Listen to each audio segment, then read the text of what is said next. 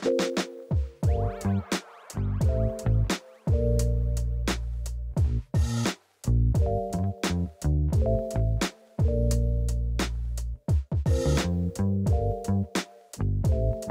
2021, pour le Médoc, c'est la carte chance. Avec la présence de l'estuaire qui modère les températures, le Médoc a été épargné par le gel. Il y a un point important sur ce millésime 2021, c'est un déficit de 15% en moyenne de l'ensoleillement. Ça veut dire qu'on a un millésime plus frais, ça veut dire qu'on a un titre alcoolique qui est passé en dessous des 13 degrés, plus proche de 12,5.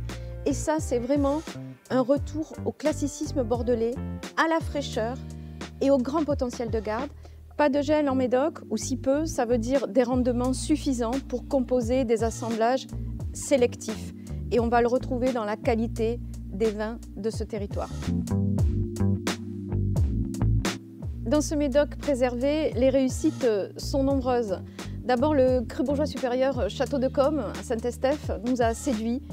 Il est labellisé AB, il nous offre un très joli fruit. Puis le cru bourgeois exceptionnel Château Le Croc, avec de la densité, une forte proportion de cabernet. À Saint-Estèphe toujours, Tronquoy-la-Lande nous a séduits par l'élégance de ses tanins.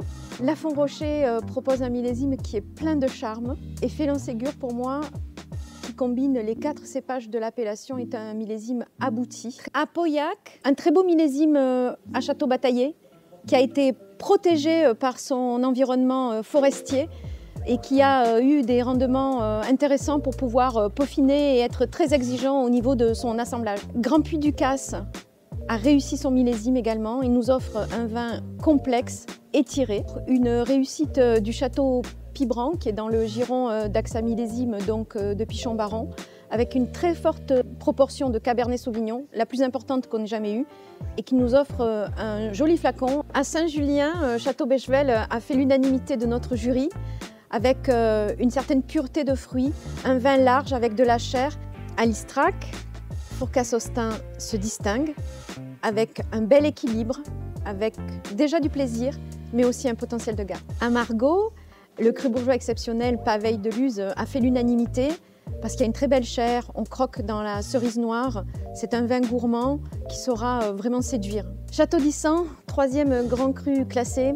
Il a la chair, il a la texture, il a le fruité. 4e grand cru classé, le château Marquis de Termes a pris une très bonne note parce qu'il y a la densité, parce qu'il y a l'équilibre, parce qu'il y a la richesse, la complexité. Château Lascombe, 2e grand cru classé, a ce milieu de bouche crémeux, élégant, séducteur.